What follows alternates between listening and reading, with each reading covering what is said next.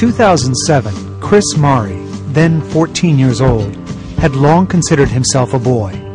He made the transition from female to male with the blessing of his mother and the help of his mentor, Evan Davis, who himself is transgender. Despite all the support, Chris still had one unfulfilled wish. Well, I would wish to have a boy body. The hormone blockers that Chris took prevented his body from turning into a girl's, at least for a while. But as he got older, they weren't enough, and they did not help him develop as a boy. Chris needed shots of the male hormone testosterone, or he might be a boy getting a period.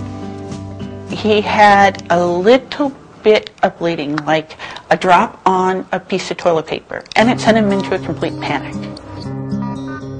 So I called the doctor, and he felt it was time to start on the testosterone.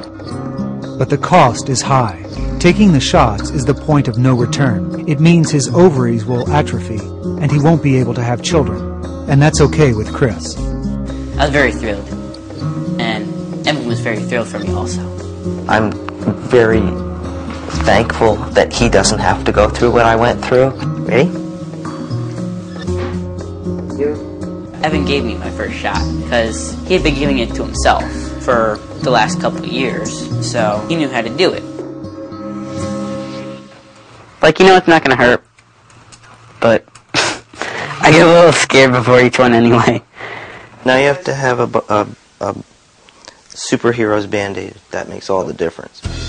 Yeah. The day Chris had his first testosterone shot, October 13th, 2007, was a major milestone.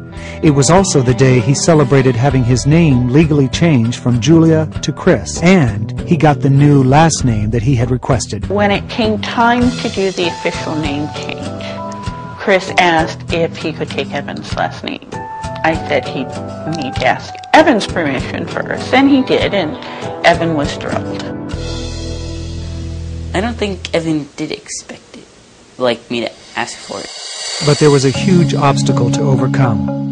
Chris also had to ask his biological father in Italy if he could add Evan's last name, Davis, to his own. Of course, Chris didn't tell his dad everything about Evan. Well, my dad didn't know about Evan being trans also, so he met Evan and he actually liked Evan. And when I took Evan's last name and added it to my own, he was completely fine with that. So he's now Christopher Julian Alexander Mari Davis. And I was just totally stunned because, I mean, I thought, I can't believe it. It is the day that Chris and I became father and son, officially. So it was, you know, a very big day. I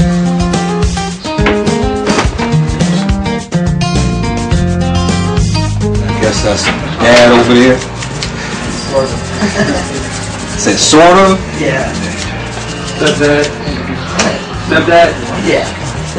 Dad. Yeah, Dad. In some ways, I think that, you know, the whole trans issue is separate from just the fact that he's a kid who needs a dad, you know, and I'm a dad who needs a kid. So it was just lucky that we found each other. Match. Yeah, right. He's like me in a way that no biological child of mine could be. You know, the odds. Now you got a perfect son of me. With the gender change in common, it's not so strange that Evan and Chris hit it off. But their story spun into something else. Something that nobody had anticipated. Well, it's kind of funny because it happened very quickly, very early on. After the first visit, Mommy would get up every day, you know, every single day. You know, if someone was on the computer, she's like, "Oh, I gotta get my email from Evan." I was asking him lots and lots of questions.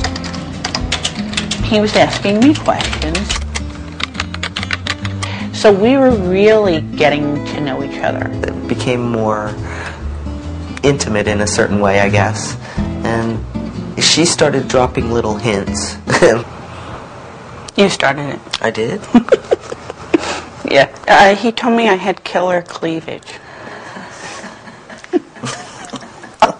that was what, and I realized that, yeah, he's noticing something.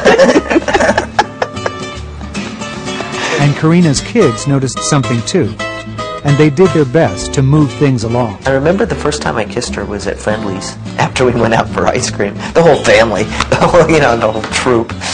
Yeah, and the kids were all, very wired over that. They thought that was so exciting. My daughter is very outspoken, and, we're in the restaurant, and she's like, so when are you going to ask my mom to marry you? So that was a little awkward, and definitely put a fright in Evan. If Evan was frightened, he was not frightened off.